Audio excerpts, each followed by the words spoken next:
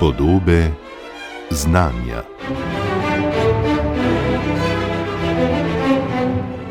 Želimo si zdrave, pestre in kakovostne hrane, a hkrati pričakujemo, da bo vpliv kmetijstva na okolje skoraj neznaten. Spreminja se podnebje, dražijo se energenti, tu je še stalno prisotna konkurenca na kmetijskem trgu. Kako te nenehne pritiske doživljajo kmetje? So trenutni mehanizmi, ki naj bi kmetijam zagotovili socialno in ekonomsko varnost, učinkoviti? In navsezadnje, kako te zahteve narekujejo tako osebno družinsko življenje, kot tudi organizacijo dela? Socialne, zdravstvene, ekonomske in osebne vidike kmečkega poklica raziskuje tokratna gostja Podob znanja, izredna profesorica dr. Majda Černič-Istenič, ki raziskovalno deluje na Družbeno-medicinskem inštitutu ZRC SAZU, v preteklosti pa je poučevala sociologijo podeželja na Biotehniški fakulteti. Izredna profesorica dr. Majda Černič-Istenič, lepo pozdravljeni. Ja, dober dan. Kakšna je pravzaprav neka povprečna slovenska kmetija, ki je v vrvežu tega dogajanja, in kako se pravzaprav razlikuje od neke evropske, ameriške kmetije? Profesorica Majda Černič-Istenič. Ja, povprečna slovenska kmetija je praviloma majhna. Po statističnih podatkih lahko vidimo, da je tam med 8 in 9 hektarjev površin velika, kar jo uvršča v majhne kmetije v primerjavi z na primer evropskimi, še posebej pa z ameriškimi, kjer na primer majhno kmetijo štejejo za 500 hektarjev. Na primer, tako da mi imamo res zelo majhne kmetije po površinah. Naša kmetija je običajno družinska, sicer tudi v svetovnem merilu so kmetije večinoma družinske, še vedno, čeprav tudi velika kmetijska podjetja danes se bolj vstopajo v ospredje. In naša slovenska kmetija je v veliki meri odvisna od lastnega dela družinskih članov, to je treba poudariti. To je pomembno, ker kmetija pri nas pogosto ni samo gospodarska enota, ampak je tudi dom, ki vključuje družinsko zgodovino in način življenja. Pač v kmečkem okolju gre za poseben način življenja, ki ga marsikdo takole na hitro ne vidi in ne razume. Zaradi tega se delo in zasebno življenje zelo močno prepletata, to je zelo pomembno povedati. Obenem pa je treba poudariti, da je večina, kar je pač, bi rekla, zelo specifično za Slovenijo, preko 90% dela na slovenskih kmetijah opravljenega neformalno. To pomeni, da ga opravijo tisti, ki niso socialno zavarovani iz kmetijske dejavnosti, da so bodisi zaposleni v drugih dejavnosti ali pa upokojeni že, ali pa celo socialno nezavarovani, kar še posebej velja za ženski del članov kmečke družine. Tako da to je nekako, bi rekla, opis zelo na hitro običajne oziroma tipične slovenske kmetije, čeprav rekla tipične kmetije ni, kmetije so si zelo raznolike med sabo tudi, nimamo ene same kmetije, kmetije so zelo, oziroma ta skupina je zelo heterogena po svoje. Kako pa potem morda sami kmetje doživljajo svoj položaj? Ja, bi se rekla, kmetje so zrasli v tem okolju, so se socializirali za to, nekako to sprejmejo kot tisto, kar je edino dano, Seveda se tudi soočajo oziroma razmišljajo o tem, da bi marsikaj bilo potrebno drugače zasnovati. Bi rekli še posebej v odnosu do skupnosti, v odnosu do družbe. Tukaj so nekako pričakovanja kmetov, kot vidimo po najnovejših raziskovanjih, precej visoka, pač si želijo sprememb. Zdaj, kako dojemajo ta svoj način življenja, tukaj pa gre bolj za neko tradicijo. Lahko poveste več? Ja, pač kmečko delo je po svoje fizično zahtevno, naporno, vezano je na letne čase, na vreme, na skrb za živali, z rokovanjem s stroji, na dolg delovnik, ne. Nekako so kmetje, bi rekla, v narekovajih navajeni, ne. Pa tudi gre za nekako nejasne ločnice med delom in počitkom. To so nekako take tipične značilnosti kmečkega načina življenja.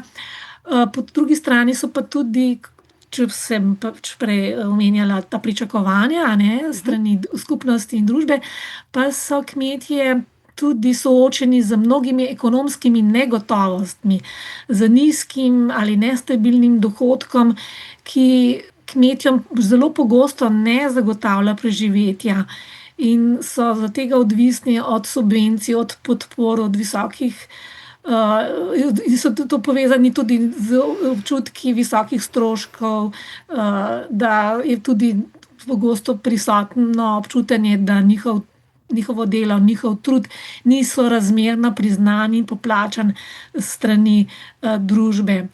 Poleg tega so pa tu še družbeni pritiski, ki ste jih tudi vi majčkeno omenili, ne. Od kmetov se pričakuje dandanes veliko, da pridelujejo zdravo hrano v dovoljšnih količinah, da ohranjajo krajino, da skrbijo za okolje in obenem ostajajo ekonomsko produktivni in učinkoviti.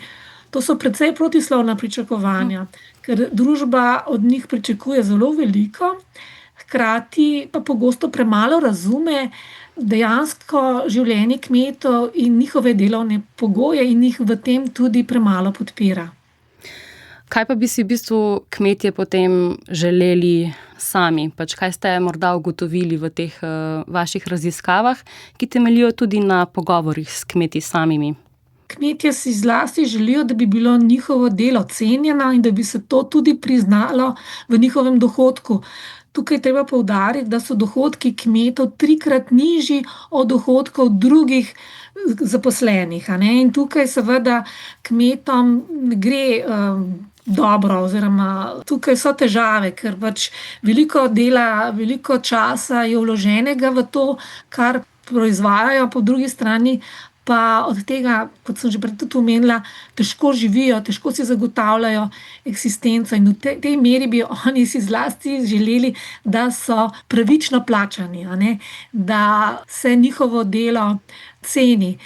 Tukaj bi rekla, da je to osnovno, kar nekako so v prvi vrsti so ta njihova pričakovanja in seveda iz tega pa izhaja tudi potreba in seveda tudi pričakovanja, da so varni, da so socialno varni, da so socialno zagotovljeni. Sicer to ni samo, bi rekla, pričakovanje naših slovenskih kmetov, tudi tako nekako pregled skozi to svetovno literaturo ali pa evropske študije kažejo, da je kmetom zelo pomembno, da so socialno varni, da imajo socialno varnost. In če tega nimajo, potem je tudi vprašanje, če bodo mlajše naslednje generacije pripravljene to delo še opravljati, tako da je potrebno o teh zadevah začeti se pogovarjati, razmišljati in pogovarjati seveda tudi s kmeti in z njihovimi pričakovanji, ker vsak poklic pač je uspešen, če ima dohodek, če ima socialno varnost in da lahko usklajuje delovne in izven delovne, recimo družinske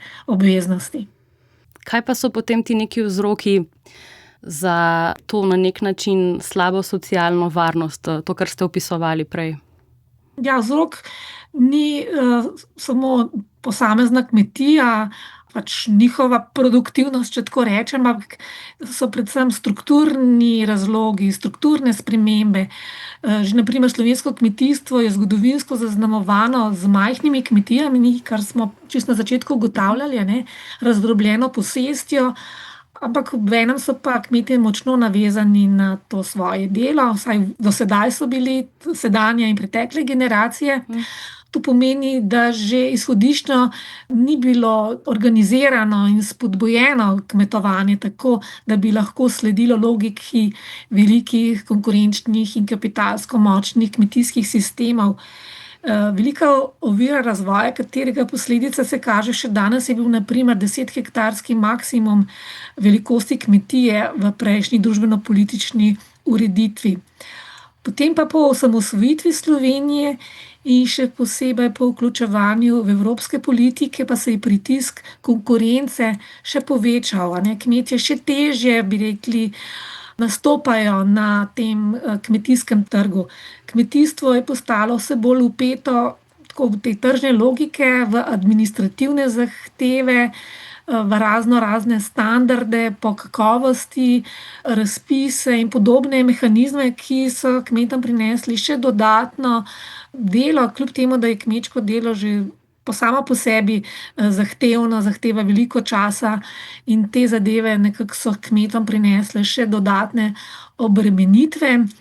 Na papirju sicer to pomeni, da se bolj modernizirajo, v praksi pa to pogosto pomeni tudi, zlasti za mlajše kmete, ki nimajo veliko administrativnih, finančnih, pa zlasti kadrovskih potencialov, še dodatna bremena. Jaz bi tako rekla, oziroma poudarila, da pomanjkanje delovne sile in zagotavljanje nasledstva je danes velik in resen problem, ne le za same kmete, za njihove družine, ampak za celotno družbo, ne. Tako da to moramo nekako kar resno vzeti. Profesorica doktorica Majda Černič-Istenič, je ekonomska negotovost slovenskih kmetij, ki so, kot ste omenili, manjše, je morda večja kot pa večjih kmetij iz tujine? Ja, tukaj ni nekega enoznačnega odgovora. Tudi srednje velike kmetije, pa tudi velike kmetije se soočajo s precejšnjimi finančnimi stiskami, obremenitvami, mogoče celo bi rekla, manjše kmetije, posebej še v drugih državah, lažje nekako prenašajo te pritiske trga kmetijskih proizvodov, kot pa velike kmetije, kjer so lahko na primer dolgovi astronomski, če se zadeve dobro ne obrnejo, na primer, da se nekaj investira, potem pa se to ne povrne zaradi, ne vem, vremenskih neprilik ali pa kakšnih drugih težav na trgu kmetijskih proizvodov. Tako da sama velikost kmetije vedno ni kritična, seveda je treba v nekem kontekstu to opazovati, ampak pri nas v Sloveniji pač je res ta majhnost precejšnja ovira razvoju. Zlasti, ker veliko dela je opravljenega neformalno, ne, in seveda ta neformalni status mnoge, zlasti mlade generacije, nekako usmerja pa v delo v drugih sektorjih, tako da z tega vidika mi izgubljamo neki del prebivalstva, ki kmetuje, kar je mogoče v drugih državah malo drugače. Seveda je tudi tam problem nasledstva, ampak zadeve niso nujno samo povezane z velikostjo kmetije, ampak tudi z ureditvijo socialne varnosti v posameznih državah, po posameznih okoljih. Tudi to je pomembno, ne samo velikost, ampak tudi kakšen je sistem, ki velja v posamezni državi. In kako je to urejeno pri nas? Ja, pri nas je to kar problem. Uradne statistike oziroma časovne vrste števila zavarovancev iz kmetijske dejavnosti, ki jih objavlja Zavod za pokojninsko in invalidsko zavarovanje Slovenije. Jaz poznam podatke za zadnjih 35 let. To je od osamosvojitve Slovenije dalje. In te statistike kažejo zelo kritično sliko. Če je bila na primer leta 1991 iz naslova obveznega zavarovanja tistih, ki kmetujejo in si na ta način lahko zagotovijo kolikor toliko dostojne pokojnine. Če je bilo leta 1991, ja, takih socialno zavarovanih kmetov 31 tisoč, jih imamo zdaj, denimo od leta 2023 dalje, pa le pod 4 tisoč ali še manj, blizu 3500. Tako da je v zadnjih 35 letih se število socialno zavarovanih kmetov izredno znižalo, kar kaže na to, da si kmetje pač ne morejo zagotoviti socialne varnosti samo s kmetovanjem in si iščejo delo tudi drugod. Sicer imamo po teh statistikah dodatno pokojninsko zavarovanih 6.000 kmetov, ki pa iz tega naslova ne morejo pričakovati več kot par 100 evrov pokojnine. Tako da razmere na tem področju so neugodne. Po mojem mnenju bi bilo potrebno sistem socialne varnosti za kmete v Sloveniji ponovno premisliti. Zlasti vstopni kriterij, to je cenzus. Kmetje, ti, ki so zavarovani, se lahko zavarujejo, če dosegajo določeno raven dohodka. Tisti, ki jo ne dosegajo, se ne morejo zavarovati oziroma lahko se zavarujejo samo dodatno. In seveda tukaj je eno veliko vprašanje. Mislim, če ne bomo imeli svojih, bi rekli, ljudi, ki bodo kmetovali, se pač lahko vprašamo, kdo bo v Sloveniji še kmetoval. Naprimer, med skupino gospodarjev na kmetiji, starih 65 let in več, imamo 42%, medtem ko pa taki, ki so stari do 35 let, pa imamo le še 3,5%. Ob tem pač velja poudariti, da je potrebno se lotiti tega vprašanja in premisliti, kaj zdaj slovenska družba potrebuje. Govorimo veliko o prehranski varnosti, o varni, zdravi hrani, seveda se moramo pa tudi vprašati, kdo nam bo to nudil. In v trenutnih situacijah tega, bi rekla, svetovnega dogajanja postaja to vprašanje še bolj relevantno. Tu bi zgolj vprašala, če je ta upad v številu socialno zavarovanih povezan s tem, da tudi število kmetov upada nasploh? Ja, upada število kmetijskih gospodarstev. Zdaj v zadnjem popisu oziroma v zadnjih statistikah, objavljenih na spletni strani Statističnega zavoda, na primer, je bilo pokazano, da je, iz 53.000 v zadnjih 3 letih padlo na 50.000 kmetijskih gospodarstev, ampak mislim, da je vseeno še zmeraj, bi rekla, kmetijskih gospodarstev kar nekaj, ampak da pa ta delovna sila na kmetijah je v prvi vrsti problem. Kako zagotoviti, da bodo na teh kmetijskih gospodarstvih ljudje še delali. Ne samo upokojenci, pa tisti, ki so zaposleni v drugih dejavnostih, pa popoldne, ob vikendih, ob svojih dopustih delajo, ampak kako bo lahko nekdo živel samo od dela na kmetiji. Socialna varnost pa je pomembna tudi iz vidika delovnih nesreč, poškodb pri delu, varnosti pri delu. Kako je to dejansko povezano? Ja, tu se pokaže tudi še nadaljnji problem oziroma omejitev sistema. Ni dovolj, da so stvari samo, bi rekla, napisane na papirju. Zlasti to velja v tem kmečkem okolju, v tem kmečkem kontekstu. Naprimer, raziskovanje, ki sem ga opravila pred nekaj leti, je pokazalo, da imamo slabe evidence o nezgodah na kmetijah. To je seveda povezano s tem prejšnjim, kar sem pripovedovala o sistemu socialne varnosti. Na kmetijah se spremljajo in evidentirajo nezgode samo pri tistih, ki so socialno zavarovani. Kot smo pa prej že omenjali, veliko je nesocialno zavarovanih oziroma izven tega sistema kmetijske dejavnosti, in vsi ti so izvzeti iz statistik. Tako da nekako, kot sem rekla, raziskovanje, ki sem ga opravila, je pokazalo, naprimer med leti 2010-2020, da se niti eden od uradno zavarovanih kmetov ni poškodoval.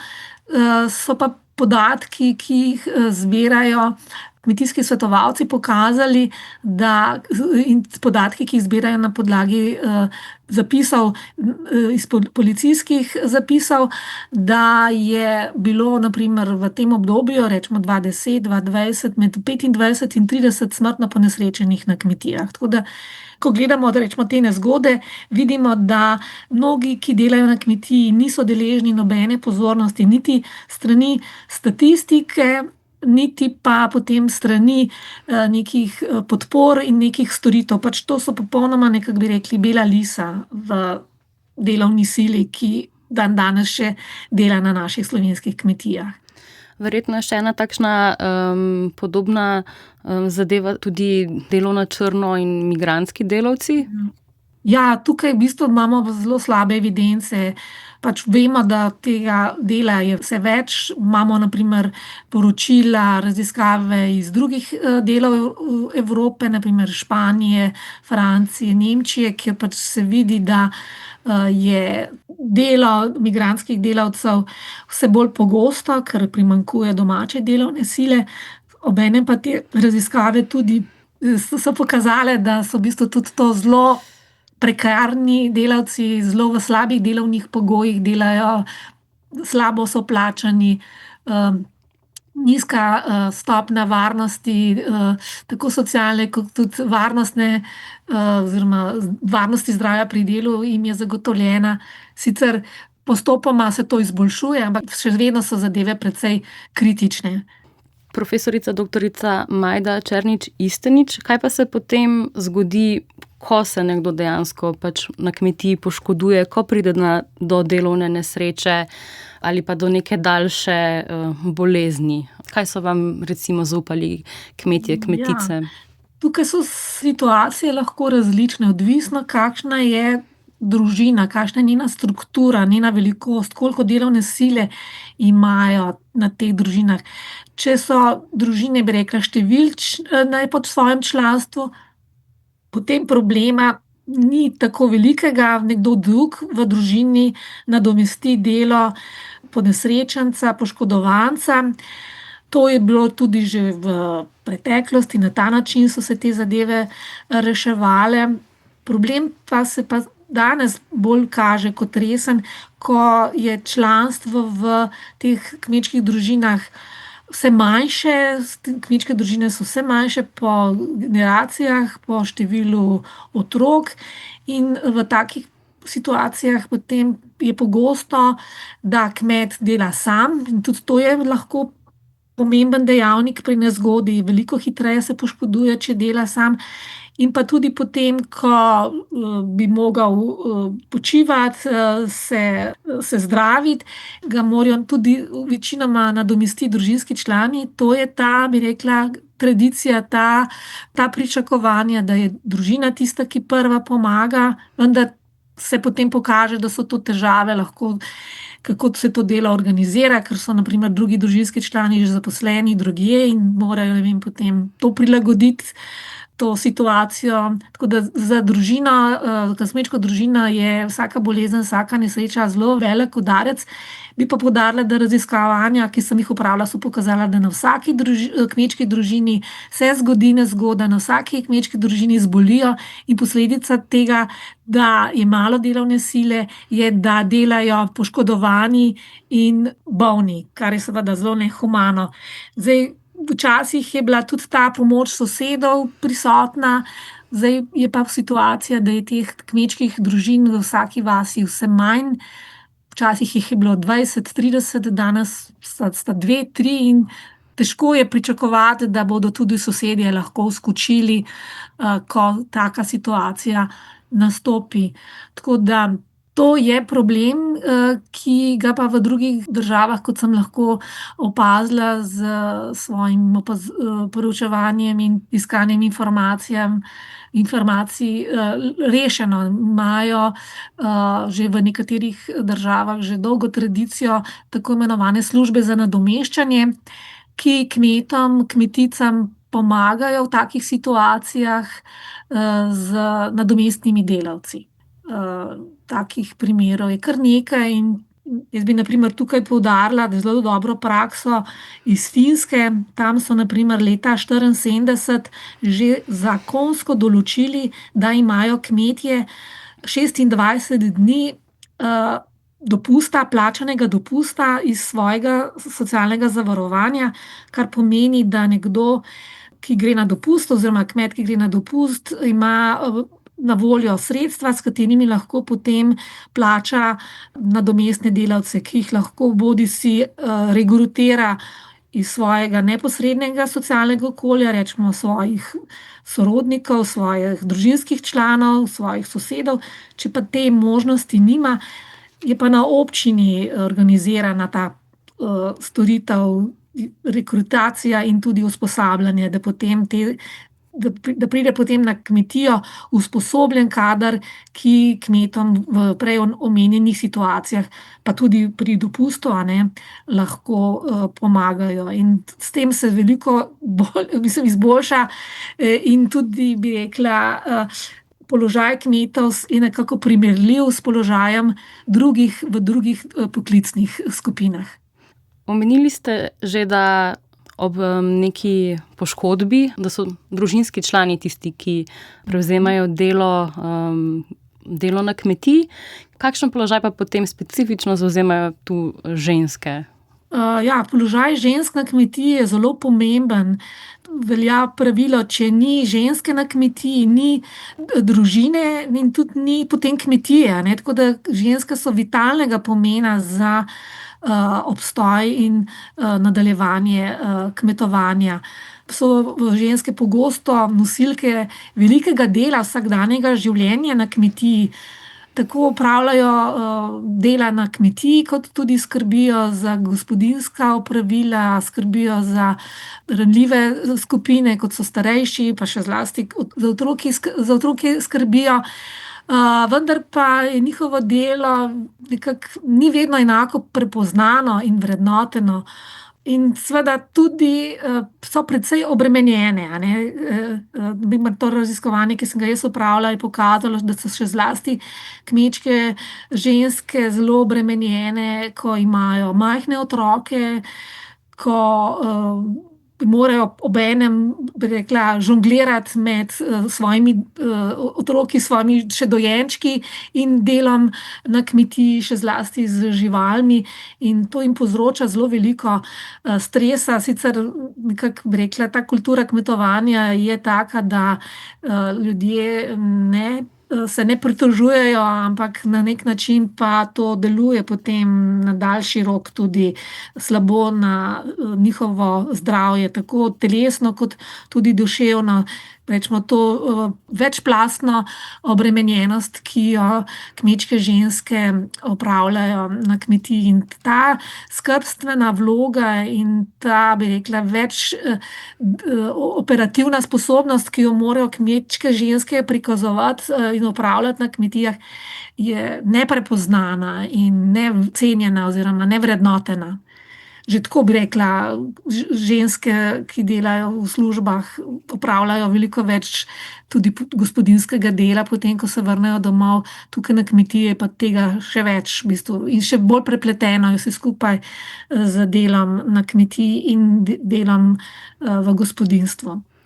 Pa se ta položaj kako spreminja, oziroma so recimo tudi, da ženske na kmetiji same vidijo pač svoj položaj kot tak in si želijo sprememb?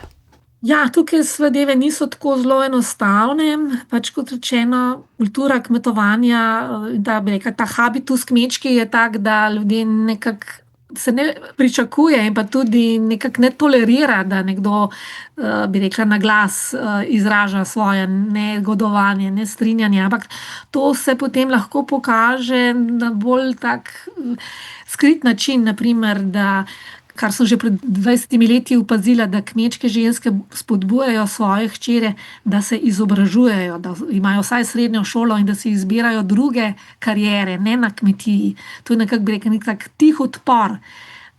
Seveda pa, kot prej že omenjeno, kmečka ženska oziroma ženska na kmetiji je vitalnega pomena, tako da je potrebno poskrbeti za te storitve, poleg tega socialne varnosti, tudi te pomagajoče storitve, da se bodo tudi ženske lahko, da bodo lažje živele na kmetijah, kar je danes precej zahtevno, kot omenjeno. In obenem bi še tudi poudarila, prej, ko smo govorili o statistikah socialno zavarovanih, kakšna je spolna struktura kmečkih zavarovancev. Tam leta 19-20 se je pokazalo, da je med njimi samo 25% kmetic. To pomeni, da so ženske v veliki manjši meri socialno zavarovane kot pa kmetje. In to seveda tudi odbija mlade ženske od tega, da bi se odločale za kmečki poklic. Ne glede na vse, kar ste povedali, profesorica doktorica Majda Černič Istenič, pa je vseeno zaznati željo po kmetovanju, tudi pri mladih? Sem v pogostih povezavah z mladimi kmeti, z Zvezo slovenske podeželske mladine, kjer je zelo veliko entuziastov, si želijo tako fantje kot dekleta nadaljevati s kmetovanjem. Jaz mislim, da je to ena zelo svetla točka, na katero se morajo oblikovalci naše slovenske politike, kmetijske, opreti, da tam je zelo veliko energije in želje. In jaz bi rekla, da je potrebno seveda mladim zagotoviti ustrezne delovne pogoje.